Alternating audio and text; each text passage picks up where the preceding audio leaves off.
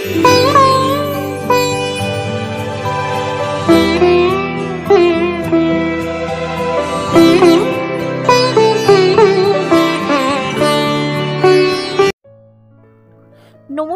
বন্ধুরা, আমি পিঙ্কি।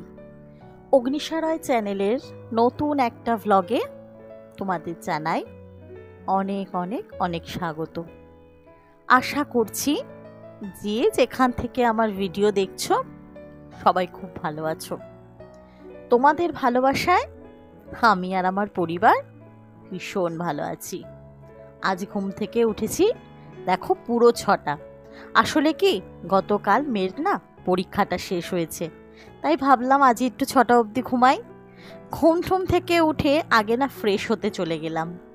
চলো তোমাদের আজকে আমার বাড়ির নতুন 2জন সদস্যদের সাথে দেখা করাই। এই দুটো ইনডোর প্ল্যান্ট গতকাল মেয়েকে স্কুল থেকে দিয়ে আসার পথে কিনে এনেছি। দেখো তো কেমন হয়েছে। আসলে না বরাবরের আমার ভীষণ গাছপালার শখ, পশু পাখির শখ, তবে কি জায়গার অভাবে খুব একটা পোষা হয়ে ওঠে না। কারণ আমি চাই আমি যেসব পশু পাখি পুষবো তারা যেন একটু খোলামেলা পরিবেশে থাকে। আর এখনকার দিনে শহরের বাড়িঘর তো আর অতটা খোলামেলা হয় না, তাই কোনো জীবকে বদ্ধ ঘরে রেখে আমি কষ্ট দিতে চাই না। তাই গাছপালাগুলোই থাক শখের হিসাবে। সকালবেলা উঠে সমস্ত জানলা দরজা খুলে দিয়ে আগে একটু নিজে ফ্রেশ হয়ে নিচ্ছি। একটুখানি সানস্ক্রিন লাগিয়ে দিলাম, তারপরে একটুখানি চুল আঁচড়ে ক্রিম মেখে নিয়ে সোজা চলে যাব রান্নাঘরে। আজকে যেহেতু মেয়ের স্কুল ছুটি না, বিশ্বাস করবে না আমার মনে কতটা আনন্দ। কারণ এই 4 তারিখ থেকে 12 তারিখ অবধি যেভাবে আমার পরিশ্রম চললো, মেয়েকে বললাম বাবা আজকের দিনটা থাক, স্কুল যেতে হবে না, আবার 14 তারিখ থেকে যাবে খন। যেহেতু 15 আগস্ট সামনে, ওদের স্কুলে একটু প্র্যাকটিসও করাবে, যা প্রোগ্রাম করবে ওরা। তাই আজকে বাড়ির আন্টিকেও বললাম থাক, আজ আর তোমার আসতে হবে না। কেন পরীক্ষা মানে একা কি আমার মেয়ের পরিশ্রম, আন্টিও তো দুবেলা খেটে কত পরিশ্রম করেছে। তারপর চলে এলাম সোজা রান্নাঘরে। আর রোজ রান্নাঘরে এসে আমি এইটুকু যদি পরিষ্কার করে নিই না, তাহলে না সপ্তাহে আর একটা স্পেসিফিক কোনো দিন ধরে আমার পুরো রান্নাঘর পরিষ্কার করতে হয় না। মোটামুটি যদি এই 10টা মিনিট আমি সময় দিই, গ্যাসটা ভালো করে মুছে নিই, গ্যাসের ক্যাবিনেটটা ভালো করে মুছে নিই, তারপর ধরো টাইলসগুলো ভালো করে মুছে নিলাম, জানলাটা মুছে নিলাম, যেহেতু রোজকার রান্নার ঝাঁঝ পড়ে, তাহলে আমার আর সারা সপ্তাহে রান্নাঘর নিয়ে কোনো চিন্তা থাকে না যে আমার চিমনি নেই কিচেনে, আমার রান্নাঘরটা হয়তো তেল চিটচিটে হয়ে যেতে পারে। এরপর বসাবো রান্না। অনেক দিন না ঠিকঠাক রান্না বান্না করি না, জানো তো, মেয়ের পরীক্ষার জন্য। তাই ভাবলাম আজকে বেশ কিছু পদ রান্না করব। ছোট থেকেই জানো তো এই রান্নার প্রতি না আমার বড্ড ন্যাক। বাড়িতে কোনো ভালো মন্দ কিছু হলেই সবার আগে বাড়িতে আমি জেদ ধরতাম যে এই রান্নাটা কিন্তু আমি করব। আর আমার সব থেকে প্রাপ্তির জায়গা কোনটা বলো তো? এই যে খেয়ে দিয়ে রান্না যখন বাড়ির সবাই খুব বলে ভালো হয়েছে, আর তার থেকেও ভালো যে রান্না খেয়ে যখন তাদের তৃপ্তি মুখগুলো দেখি না, মনে হয় যেন আমি লাখ টাকার খুশি পেলাম। আমার ভীষণ ভালো লাগে এই জন্য রান্না করতে। আজকে তোমাদের সাথে একটা ঘটনা শেয়ার করি। এই যে ডেলি আমি এত রান্না বান্না করি, সংসারে কিছু কিনলাম, কোথাও গেলাম, সব তোমাদের সাথে শেয়ার করি না। আমাকে সেদিন একজন বলছে যে সংসারের খুঁটিনাটি কি হচ্ছে না হচ্ছে অত সোশ্যাল মিডিয়াতে দেখাতে নেই, এতে নজর লাগে। আচ্ছা নজর জিনিসটা কি? যদি আমার ভালো হয় তাহলে কার নজরে হচ্ছে, আর যদি আমার কোনো ক্ষতি হয় তাহলেই বা কার নজরে হচ্ছে?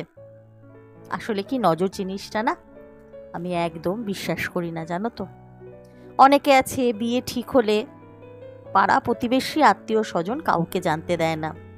আমার কিন্তু বিয়ের ডেট ফিক্সড হওয়ার 6 মাস পর আমার বিয়ে ছিল। আমার আগস্ট মাসে ডেট ফিক্সড হয়েছে, জানুয়ারিতে হয়েছিল আমার বিয়ে। আমি কিন্তু সবাইকে বলে দিয়েছিলাম যে এই তারিখে আমার বিয়ে। আমার মেয়ের ক্ষেত্রেও জানো তো, আমি যেদিন থেকে প্রেগনেন্ট আমি কিন্তু সবাইকে বলতাম যে হ্যাঁ আমি প্রেগনেন্ট, কি আমার মেয়ের ডেলিভারি ডেট, বা আমার মেয়ে নয় মানে আমার বাচ্চার ডেলিভারি ডেট এইরকম। ঠাকুরের কৃপায় কই আমার তো নজর লাগেনি। আসলে কি জানো তো, মনকে আমরা যেভাবে যে দিকে চিন্তায় ঠেলে দেব, মন ঠিক সেই রকমই তোমাকে রেজাল্ট দেবে।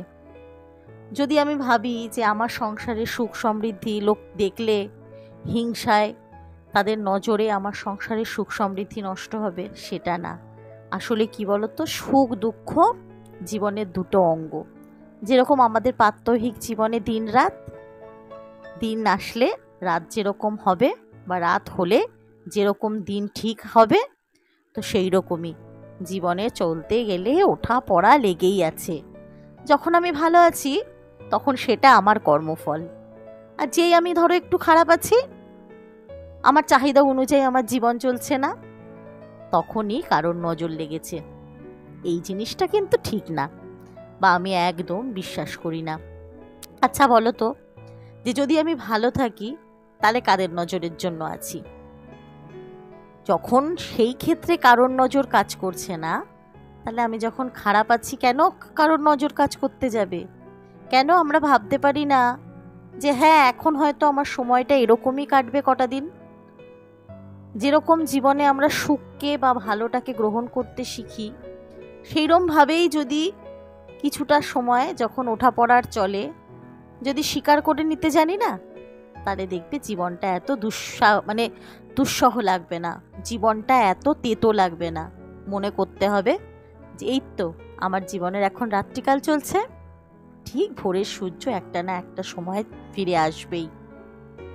আমার আশেপাশে কে দোতলা বাড়ি করলো, কে দুটো গাড়ি কিনলো, সেই দেখে আমার এখন সময়টা খারাপ যাচ্ছে, নিঘাত কেউ কিছু করেছে বা নিঘাত ওর নজর লেগেছে, নলে আমার তো অবস্থা এরকম ছিল না। এই ভেবে ভেবে নিজের জীবনটাকে শ্মশানপুরী করে তোলা একদমই কোনোভাবে উচিত না, আমি যেটা বিশ্বাস করি। তো আমিও সেদিন তাকে এই উত্তরটাই দিয়েছিলাম। আমি কি ভুল কিছু বললাম? তোমরা একটুখানি কমেন্টসে জানিও তো।